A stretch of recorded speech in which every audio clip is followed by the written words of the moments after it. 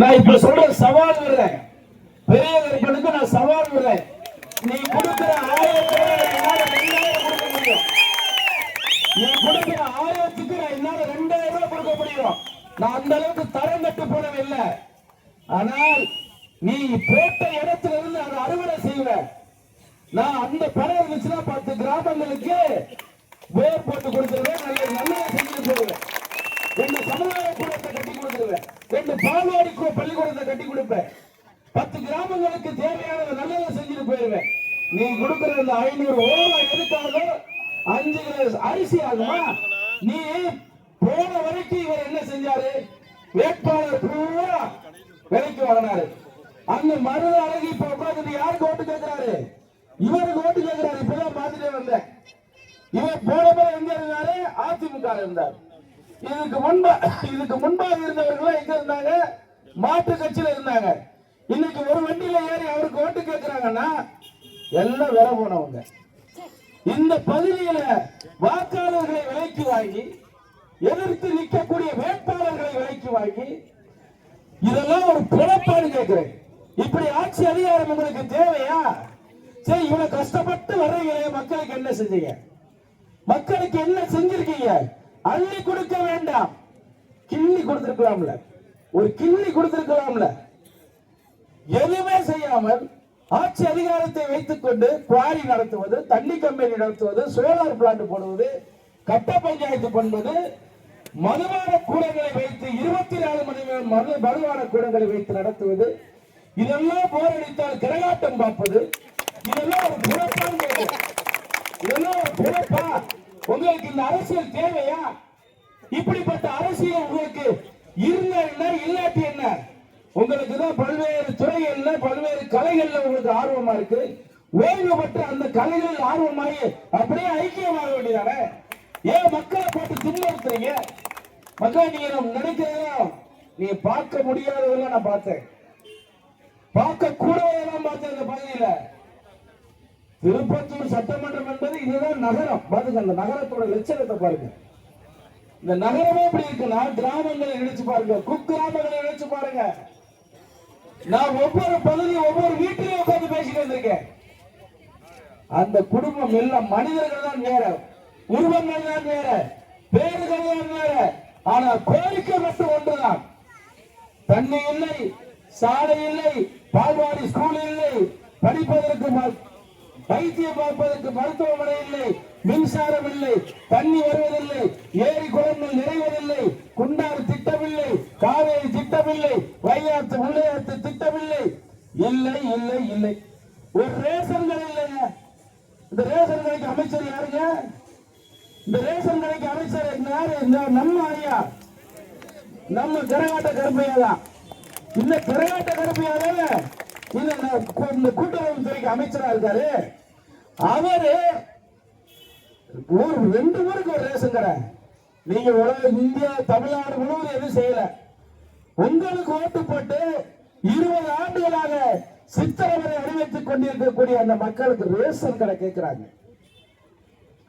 ஒரு குழந்தை கேட்குது, தாத்தா என்னமான்னு கேட்டேன். எங்களுக்கு பால்வாடி ஸ்கூல் தரீங்களான்னு கேட்குது. ஏங்க, இந்த உலகத்துல வயிற்று பசியை விட அறிவு பசிக்கு அதிகமாக இந்த குழந்தைய நீங்க கஷ்டப்படுறீங்க. அந்த வீடியோ போய் முகநூல்ல போயிட்டு இருக்கு பாருங்க. தாத்தா இங்க வாங்கிச்சு ஒரு ரோட்ல நம்முடைய தாமரை சின்னத்தை கையில கொடுத்து விட்டு, எங்க அப்பாவுக்கு முடியல, இங்க இருந்து பைக்ல ஏற்றிட்டு போய் கீழே விழுந்துட்டாரு, எங்களுக்கு ஆட்டோவும் வர்றதில்ல, பஸ்ஸும் வர்றதில்ல, எங்களுக்கு வண்டி வசதி இருந்தா நாங்க பக்கத்துல போய் படிப்போம், இல்லைன்னா எங்களுக்கு ஒரு பால்வாடி ஸ்கூல் தாருங்கள் என்று சொல்லி 5 வயது சிறுமி கேட்கின்ற அளவுக்கு காரி துப்பும் அளவுக்கு உங்களுடைய செயல்பாடு இங்க இருக்கிறது என்று சொன்னால் உங்களுக்கு ஆட்சி அதிகாரம் தேவையா? ஒரு 7-9 வயது மாணவன் என்னை பார்த்தார். ஒரு காலனிக்குள்ளே போனேன். தேவேந்திர வேளாளர் சமூகம் வாழக்கூடிய அந்த காலனிக்குள்ள போனேன். எனக்கு வியப்பாக இருந்தது. அந்த மாணவன் அந்த குழந்தை என்கிட்ட கேட்டப்ப எல்லாரும் என்னங்க சின்ன வயசுல கேட்பாங்க, எங்க கிரிக்கெட் மட்டை கொடுங்க, பேட்டு கொடுங்க, விளையாடுறது காரு கொடுங்க கேட்பான். அந்த குழந்தை சொன்னா, எனக்கு ஒரு நூலகத்தை வைத்துக்காருங்கள் என்று சொன்னான். இந்த பகுதியில தான் அறிவு பசி அதிகமான குழந்தைகளை என்னால் பார்க்க முடிந்தது. எத்தனை குழந்தைகள் வாழ்வாதாரத்தை இழந்து, ஒரு தாய் கேட்க, ஒரு வயதான அம்மா மகன் மருமகளால் கைவிடப்பட்ட ஒரு தாய் ஒரு குடிசை வீட்டிலே வாழ்ந்தார். நான் அந்த அம்மாவை போய் பார்த்தேன். ஓரமாக அமைந்திருந்தார்கள். பக்கத்திலே ஒரு சின்ன சட்டியிலே ஒரு சோறு இருந்தது. ஏன் இவ்வளவு நேரம் நீங்க உட்கார்ந்துருக்கான்னு கேட்டேன். நீங்க வர்றதுக்கு லேட் ஆயிடுச்சு, இந்த சோறை வச்சுக்கிட்டு இப்படி உட்கார்ந்துருக்கேன்பான்னு. அப்ப சொன்ன நான் சிரிச்சுக்கிட்டு அது ஒரு விளையாட்டா பேசிட்டு, என்ன சோறு வச்சிருக்கேன்னு, இதுதான் வச்சிருக்கேன், என்ன அரிசி வாங்குவேன்னு. நான் ரேஷன்ல தான் அரிசி வாங்குறேன், இங்க இருந்து 4 கிலோமீட்டர் நான் நடந்து போகணும்பா, எனக்கு ஒரு வண்டி பஸ் வசதி மட்டும் பண்ணி கொடுப்பாங்க, அப்படி இல்லைன்னா ஒரு ரேஷன் கடை இங்க வைக்க சொல்லிட்டாங்க. அந்த சோறை எடுத்து ஒரு வாயில தான் வச்சேன். ஏங்க இப்படி ஒரு கொடுமையான ஒரு உணவுகளை சாப்பிட்டு அந்த அந்த மூதாட்டியுடைய முகம் மாறிடக்கூடாதுக்காண்டி நான் அந்த சாப்பாடை சாப்பிட்டுட்டு அதை ஆறுதல் சொல்லிட்டு வந்தேன். இந்த நிலையெல்லாம் உனக்கு மாறுதுன்னா நான் வரேன், நான் வரேன், கண்டிப்பா நான் வருவேன். இப்ப நான் சொல்றேன், கண்டிப்பா நான் தான் வருவேன். நீ 1000 கொடுத்தோம்னா 500 கொடுத்தாங்க. நீ மட்டும் இந்த அமைச்சர் என்னங்க செஞ்சாரு? முதல் 5 வருஷம் கொடுத்த வாக்குறுதியை ஏன் நிறைவேற்றுற அப்படின்னு கேட்டா, அடுத்த 5 வருஷத்துல நிறைவேற்ற நம்பிக்கை துரோகம் பண்ணிட்டு ஓட்டு வாங்கினாரு.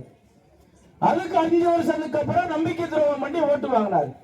இப்படியே 20 ஆண்டுகளாக மக்களை ஏற்று ஓட்டு வாங்கிய பெரியப்பன் அவர் ஏமாத்தின என்ன தப்புன்னு கேட்கிறேன். அவர் தலையில் அடிச்சு சத்தியம் பண்ணுங்க, உனக்குதான் ஓட்டு, நீ 1000 ரூபாய் கொடுத்துட்டப்பா, இது வரைக்கும் நீ எனக்கு எதுவுமே செய்யல, பிம்பிளிக்கு பிளாப்பின்னு சொல்லிட்டு போங்க, சொல்லிட்டு போங்க. நீ 1000 ரூபாய் கொடுத்துட்டப்பா, நான் 20 வருஷமா எனக்கு ஒண்ணும் செய்யல, நான் அந்த நீ போற பாவம் அந்த புண்ணியம்லாம் நான் பாத்துக்கிறேன். கண்டிப்பான முறையில் நீ 1000 கொடுத்தாலும் 5000 கொடுத்தாலும் உனக்கு முழுக போகிற ஓட்டு என்பது முட்டைதான். ஊருக்கு 4 பொறுக்கி இருப்பான், ஊருக்கு 4 பொறுக்கி எல்லா இடத்துலயும் இருப்பான். மாப்பிள்ள இப்ராஹிம் வந்திருக்காப்ல, பேர சொல்லி கோச்சுக்கிறார் மாப்பிள்ள. ராபின் அவர் சட்டமால் நிறைய பார்த்தாரு. அதனால நான் இன்னொரு சிவனாலயத்துல போய் அவர் பேரை சொன்னே சங்கு உதிச்சு, இங்க அவர் பேரை சொன்னே மணி அடிக்கிறேன்.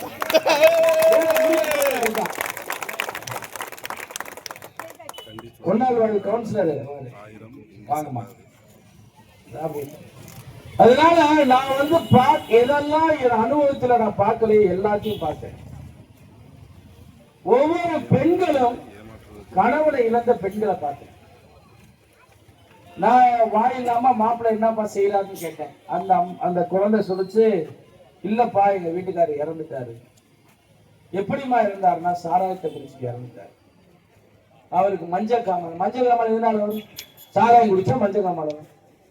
வயசு அந்த பிள்ளைக்கு அதிகபட்சம் 28 வயசு, இறந்தவனுக்கு 35 வயசு. இந்த சாராயத்தை கொடுக்கக்கூடிய அரசாங்கம் எந்த அரசாங்கம்? இந்த திமுக அரசாங்கம். எத்தனை தாலியை அறுத்துக்கு இந்த அரசாங்கம். இந்த கனிமொழியில ஒரு அம்மா இருந்தாங்க, ஒரு கனிமொழி அம்மா, அப்படியே பச்சை மட்டையை கொடுத்தா தீய வாழ அளவுக்கு எரியும். அந்த அம்மா கையில பச்சை மட்டையை கொடுங்க, வாழை மட்டையை கொடுங்க, வாழ அளவுக்கு எரியும் அந்த தீ. அந்த கண்ணகி சொன்னாங்களே, என்ன சொன்னாங்க? நான் இந்த இளம் அண்ணன் எடப்பாடியார் ஒரு ஏழை தாயின் மகன். அவரோட ஆட்சி காலத்துல இளம் மிதவிகள் அதிகரிச்சு பேசினாங்களே, இன்னைக்கு தீர்க்க சுமங்கலியா இருக்கிறாங்களாமா உங்க ஆட்சியில. பெண்களுக்கு மதுபான கூட வந்துருச்சுங்க. பொம்பளைய குடிக்கிறதுக்கு சனிய சாராய கடை வச்சு கொடுத்த இந்த அரசாங்கம் எப்படி பெண்களை தாயாக பராசக்தியின் வடிவமாக பார்த்த நம்மளை எல்லாம் ஒரு போதைக்கார பெண்களை மாற்றிய பெருமை இந்த திராவிட சாராயக்கார ஆட்சிக்கு தான் உண்டு. கஞ்சா விற்கிறவன் யாரு? சாராய விற்கிறவன் யாரு? பெண்களை கெடுக்கிறவன் யாரு?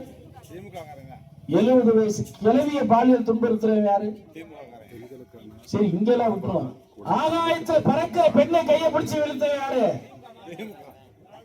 உங்களை கேட்க ஆனே இல்லையாடா உங்களுக்கு? உங்களை கேட்க ஆள் இல்லடா. இதுக்கு என்ன அர்த்தம்? அவங்க அப்பா தான் போலீஸோட மந்திரி. போலீஸ் மந்திரி யாரு? இந்த அந்தபுரத்து மகாராஜா ஸ்டாலின். இந்த ஸ்டாலின் தான் அவர் சொல்றாரு, 1000 ஆண்டுகளாக எவனும் கொடுக்காத நல்லாட்சியை நான் உங்களுக்கு கொடுத்தேன்னு சொல்றாரு. மென்டல் தானே, ஒரு மனதில் பாதிக்கப்பட்ட ஒரு நபர் தான் 1000 ஆண்டுகள் கொடுக்க முடியாத ஆட்சியை 5 ஆண்டு காலத்தில் கொடுத்தோம் என்று சொன்னால் அது மனநிலை சரியில்லாத பைத்தியம்.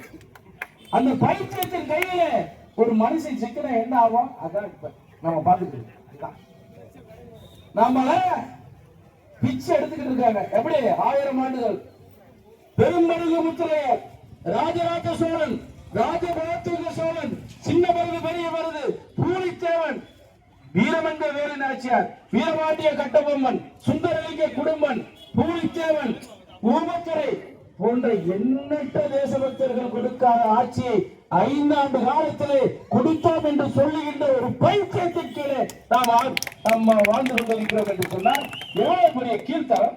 இந்த ஆட்சியை தூக்கி எறிய வேண்டாமா? இந்த ஆட்சியை தூக்கி எறிய வேண்டாமான்னு கேட்கிறேன். 2.5 வயசு குழந்தை தான், குருத்து தான். 2.5 வயசு குழந்தைய பாலியல் துன்புறுத்தி வெட்டி கொள்றாங்க. ஒரு 7 வயசு குழந்தை அழுதுகிட்டே ஓடி வருது, ரத்தத்தோடு ஓடி வருது தான். அது என்னத்தான் தெரியாது. அதை செஞ்ச வேறு தான் கிருஷ்ணகிரியில் ஒரு ஒன்றிய செயலாளர். சரி, இவங்க அப்படி இருக்க அந்த கூட்டணி கட்சி இருக்கு பாருங்க, விடுதலை சிறுத்தை கட்சிக்காரன். அவன் எப்படி பெண்கள்கிட்ட மட்டும்தான் பேசுவான், யாருக்குமே பேச மாட்டான். அவன் தலைவர் பார்த்திருக்கீங்களா? தோழர் திருமாவளவனை பார்த்திருக்கீங்களா? பெண்கள் பக்கத்துல போங்க, அவர் பார்வை எங்க இருக்குன்னு போட்டோ. இப்ப நான் இலைக்கு போயிருக்கேன், அவர் போய் திருமாவளவனோட சைட்ல போய் அவர் போட்டோவை போய் பாருங்க, அவர் பார்வை போய் எங்க இருக்குன்னு பாருங்க. இப்படிப்பட்டவங்க ஒரு கூட்டணி ஒரு தன்னுடைய கட்சியை வளர்ப்பதற்காக வேங்க வெயிலில் மலத்தை கலந்தது யார்? மனித குலத்திற்கு எதிரானது. தன் சுய லாபத்திற்காக வேங்க வெயிலிலே மலத்தை கலந்தது யாரு? அவங்க கூட்டணி கட்சியை சேர்ந்தவங்க. கட்சி வளர்ப்பதற்காக, தன்னுடைய அரசியல் லாபத்திற்காக. ஏன் இன்னைக்கு ஸ்டாலின் எல்லாத்தையும் தேடி தேடி தேடி கைது விடுறாரு? ஏன் இந்த வேங்க வெயிலில் இருக்க குற்றவாளிகள் இன்ன வரைக்கும் பிடிக்கல? பக்கத்து மாவட்டம் தானே. ஏன் பிடிக்கலன்னா அது பிடிச்சா திருமாவளவன் கோச்சுக்குவாங்க. ஏன்னா இவங்களுக்கு பூரா மக்களை துண்டாடி அரசியல் செய்வது. எங்க அண்ணன் பெரியவர் மாதிரி, நம்ம கர்நாடக அண்ணன் கோவம் வந்துரு போது அவர் பேர் வச்சிருக்காரு, பிராட்டு கைப்பொழுது மாதிரி. ஏங்க இந்த பேர் சிறாவையில மஞ்ச விரட்டு நடக்குது. மஞ்ச விரட்டுன்றது இந்த பகுதியில் பயங்கர ஃபேமஸான ஒரு நிகழ்ச்சிங்க. அதுல நேற்று மனு கொடுக்குறாங்க நெற்குப்பையில. அங்க மனு கொடுக்கிற என்ன சொல்றாங்கன்னா, இந்த பெரிய இருப்பை எங்களை மாடு வளர்க்குறங்க, அந்த மாடை கலட்டுறதுக்குள்ள 1008 பிரச்சனை. இங்க ஒரு டிஎஸ்பி இருக்காரு, ரொம்ப அருமையான டிஎஸ்பி செல்வராஜா, செல்வகுமார்.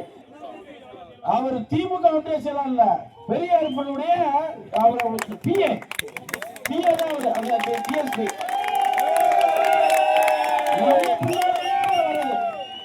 எங்க போனாலும் நம்ம பின்னால வருது. நம்ம ஆளுகளை இது வரைக்கும் எத்தனை கேஸ் நம்ம எல்லாத்தையும் மாத்திருக்காங்க. ஏன் பெரிய அவர் கூட தெரியுமா? காசு கொடுக்கணும்ல. நான் வர்றேன், அது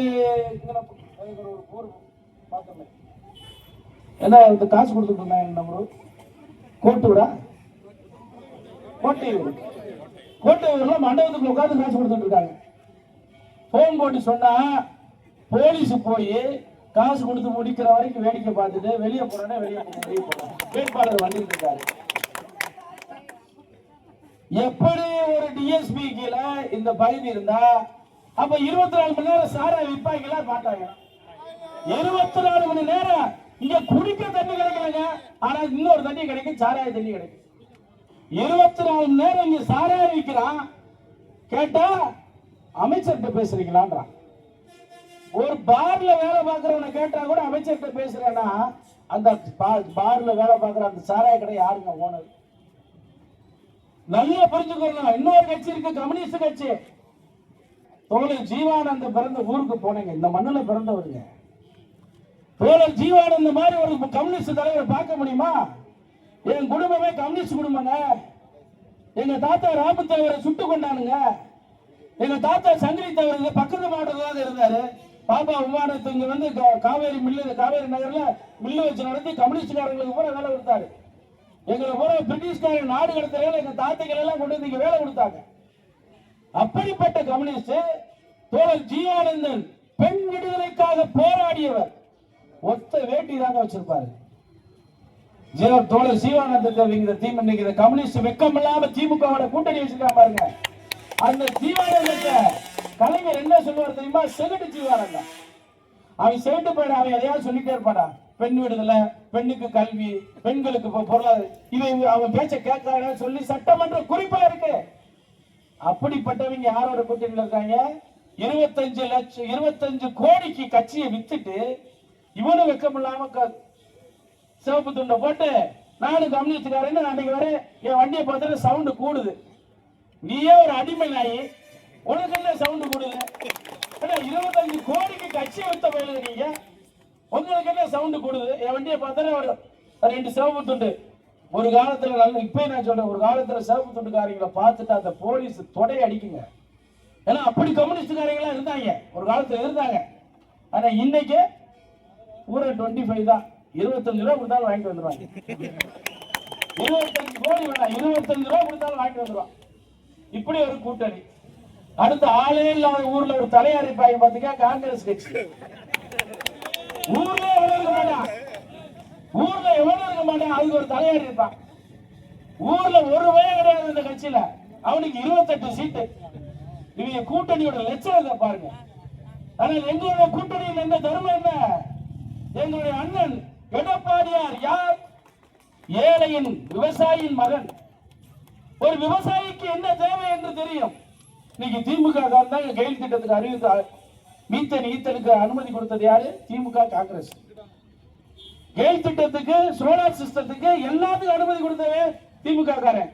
ஜல்லிக்கட்டுக்கு தடையை கொடுத்தவன் திமுக காரன். ஆனா இவன் பூரா பாருங்க, நம்ம முன்னால வந்து திருடன் திருட்டு பேர நீ தானே எங்க முன்னால கட்டிக்கிட்டான், நம்ம முன்னால வந்து கட்டிக்கிட்டு இருப்பான். ஆனா எல்லாத்துக்கும் அனுமதி கொடுத்துட்டு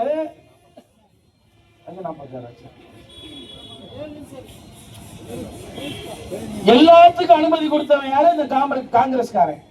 ஆனால் அண்ணன் எடப்பாடியார் பாதுகாக்கப்பட்ட மண்டலமாக மாத்தினார். விவசாயிகளால் இதை எதுவும் தொடக்கூடாது. அவர் சொன்ன என்ன சொல்ல முடியும்? காலில் விழுந்து பதவி வாங்கினாரு. ஏன்னா ஒரு தாயின் காலில் ஒரு மகன் விழுவது தப்பாடா? ஏடா டே, நீங்க பிள்ளை எல்லாம் இருக்கு, நான் தப்பா பேசிடுவேன், விட்டுருவான். ஒரு தாயின் காலில் வந்து ஒரு அதை தூக்கிட்டு வந்துடுறாங்க. அந்த பால்டாயில், இந்த நயன்தாரா பால்டாயில் இருக்க பாருங்க. எத்தனை குடியை கெடுத்து எத்தனை நடிகர் வீட்டுல இருக்க புருஷ முறை நீங்க அனாதையா இருக்கான். அதே இந்த பால்டாயில் உதயநிதி இவன் ஆகணும் இந்த படத்தை தூக்கி காட்டிடுறான். அந்த பதவியெல்லாம் இப்படிதான் பதவி வாங்கினாரு. நீ எப்படா பதவி வாங்கின? இந்திய சுதந்திர போராட்டத்தில் கலந்துக்கியாடா? இல்ல நாட்டுக்காட்டி சிறைக்கு போனியாடா? ஒப்பனுக்கு பிறந்த தகுதியை தவிர உனக்கு என்னடா இருக்கு? உனக்கு என்ன இருக்கு? நீ தாண்டி துணை முதல்வர் வரலாம், எங்க அண்ணன் வந்து முதலமைச்சரா வரக்கூடாதா?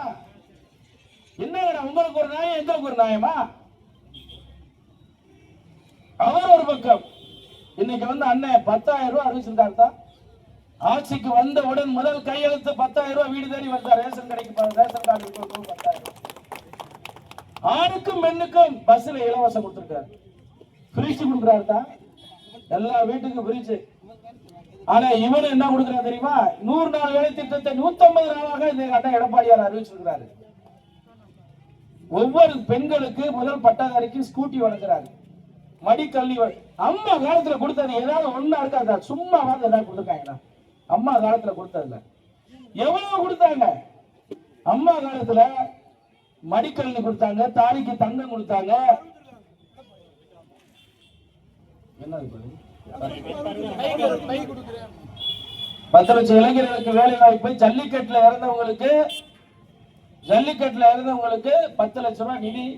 அவங்க மருத்துவ காப்பீடு. இங்க அந்த மஞ்சு ரேட்டுக்கு அன்னைகிட்ட பேசி வாங்கி தருவேன். இந்த மஞ்சு ரேட்டை கூட ஜாதியை சொல்லி நடந்தவர்கள் திமுக காரை மட்டும்தான் இங்க நடந்துக்கிறது. அப்படியே பல்வேறு திட்டங்களை கொடுக்கக்கூடிய அண்ணன் எடப்பாடியார் இங்கே முதல்வராக வரப்போறார். இன்னொரு பக்கம் யாரு? பேரே மக்களின் செல்வர். என்னோட ராசி நட்சத்திரம் தான் அண்ணன் டிடி அண்ணனுக்கு. டிடி அண்ணனுக்கு எனக்கு என்னோட ராசி நட்சத்திரம் என்னவோ அதுதான் அவருக்கா. எங்களுக்கு மக்கள் செல்வாக்கு எங்க போனாலும் இருக்கா. 15 நாள் இந்த பகுதியை நான் ஒரு களத்தை நிப்பாட்டி உருவாக்கி உங்களை பூரா எல்லா மனசுல நான் புரிஞ்சிருக்கேன்னா 5 வருஷம் இருந்து உங்க வீட்டுல வந்து நான் உட்கார்ந்து உங்க குடும்பத்தில் ஒருவராக மாறி உங்களுடைய சேவையில சரி செய்வனா மாட்டேன். யோசிச்சு பாருங்க. எனக்கு கொடுக்கப்பட்ட நேரம் வெறும் 15 நாள் தான்.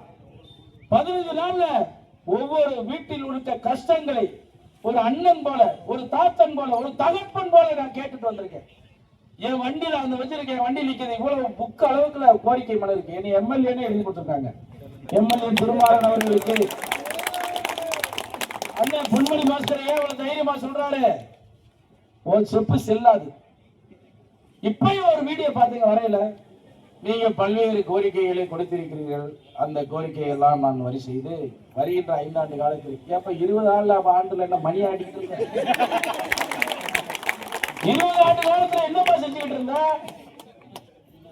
20 ஆண்டு காலமா செய்யலையா? இன்னொரு 5 ஆண்டு காலம் கொடுத்தா அவர் வந்து செய்யறாங்க. இதையும் கேட்டுட்டு அந்த ஊருக்கு 4 அல்ல கை நாட்டை கெடுக்கிறவே எல்லா இடத்துலயும் வெள்ளக்காரன் நம்மளை எப்படி ஆண்டான்? வெள்ளக்காரன் எப்படி ஆண்டான்? நம்மளுக்குள்ள 4 நாயை வச்சுக்கிட்டு தான் ஆண்டான் நம்மளை.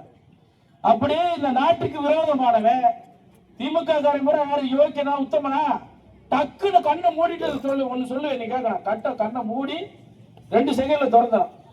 நான் சொல்லிட்டு போனதுக்குள்ள நீங்க ஒரு நல்ல விஷயம் ஒரு விஷயம் சொல்லுங்க. டக்குன்னு கண்ணை மூடி திறங்க. உங்க வீட்டு பக்கத்துல இருக்கவே நல்லவே நான் திமுக காரன் நல்லவே இருக்கானான்னு சொல்லுங்க. டக்குன்னு சொல்லுங்க. 5 நிமிஷம் கூட டைம் இல்லைங்க. 1 நிமிஷத்தை சொல்லிடுறேன். திமுக காரன் சுட்டு போயிரு முள்ள மாதிரி போயிரு. 1 நிமிஷம் கண்ணை மூடி திறக்கணும். பக்கத்து வீட்டுக்கார நீ என்ன ஸ்டாலின்லாம் சொல்ல வேணாம். அவெல்லாம் ஊழ பெருச்சாலி குடும்பம். உன் பக்கத்து வீட்டுக்காரன பாரு. அவன் ஒழுக்கமா இருக்கா? நீங்க ஒழுக்கமான ஆட்சி கொடுக்க போறீங்க. முதல்ல நான் சொல்றேன், இந்த முறை நான் வென்றெடுத்து வருவேன். வந்தா ரோடு போட்டு கணக்கு எழுதுனவன், வாக்கியா வட்டியில் கணக்கு எழுதுனவன், போர் போட்டு கணக்கு எழுதுனவன், பால்வாடி ஸ்கூல்ல நாடக மேடை கட்டி கணக்கு எழுதுனவன் கூட செத்தீங்களா நீங்க? செத்தீங்க. ஒரு வேலை இருக்க முடியாது. நீங்க ஒரு வேலை இருக்க முடியாது. உங்களை பூரா நோண்டி நொங்க எடுக்கிறதுக்கு தான் மோடியை நீங்க அனுப்பிச்சு வச்சிருக்காரு. பாரம்பரியங்களுக்கு வெற்றி தோல்வி முக்கியம் இல்ல, விடுதலை ஒன்றுதான் எங்களுக்கு லட்சியம். செத்து மணி என்பதுதான் எங்களுடைய லட்சியமே தவிர வெற்றி தோல்வி என்பது வீரனுக்கு நான் களமாடக்கூடியவன். களமாடக்கூடிய என்னை கொண்டு போய் குளத்தூர்ல விடுங்க ஐயா தொகுதியில, நான் களமாடிட்டு வருவேன். என்னை கொண்டு போய் எந்த விட போர்க்களத்துல போர் பயிற்சி செஞ்சவன் கடைசி தோட்டா இருக்கிற வரைக்கும் நான் சண்டை போடுவேன். தோட்டா முடிஞ்சு போச்சா துப்பாக்கி திருப்பி வச்சு அடிப்பேன். என்ன பொறுத்தளவுக்கு எனக்கு தமிழ்நாடு எங்களுக்கு எல்லையே கிடையாது. பாரம்பரியர்களுக்கு எந்த எல்லையும் கிடையாது. நான் மக்கள் விடுதலை ஒன்றே எங்களுக்கு லட்சியம். இந்த திருப்பத்தூர் சட்டமன்றம் வாழக்கூடிய அனைத்து மக்களையும் விடுதலை செய்வேன். உங்களை 1 ஆண்டு கால சிறை என்பது ஒரு ஆயுள் தண்டனை என்பது 7 ஆண்டுதான். நீங்கள் 3 ஆயுள் தண்டனை விதித்த இந்த கரகாட்ட கருப்பனுடைய அந்த சட்டத்தை மாற்றி உங்களுக்கு நல்ல மக்கள் பணி செய்து மத்திய மாநில அரசாங்க திட்டங்களை உடனடியாக வந்து சேர எனக்கு தாமரை சின்னத்தில் வாக்குகள் தாருங்கள்.